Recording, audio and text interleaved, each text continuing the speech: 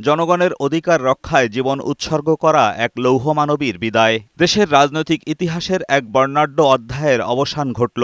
গণতান্ত্রিক আন্দোলনের প্রতীক, আপসহীন নেত্রী, তিনবারের প্রধানমন্ত্রী বেগম খালেদা জিয়ার মৃত্যুতে শোকের ছায়া নেমে এসেছে দেশের সর্বস্তরের মানুষের মাঝে।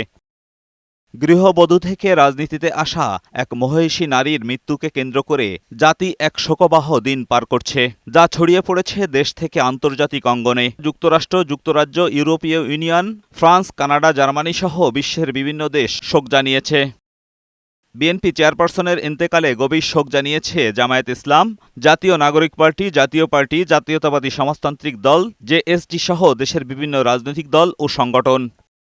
অন্তর্বর্তী সরকারের প্রধান উপদেষ্টা অধ্যাপক ইউনূস খালেদা জিয়ার মৃত্যুতে গভীর শোক ও সমবেদনা জানিয়েছেন। বুধবার থেকে শুক্রবার পর্যন্ত ৩ দিনে রাষ্ট্রীয় শোক ঘোষণা করেছে সরকার। এছাড়া বুধবার সাধারণ ছুটির ঘোষণা দেন প্রধান উপদেষ্টা। এজাজুল হক মুকুল, বৈশাখী সংবাদ, ঢাকা।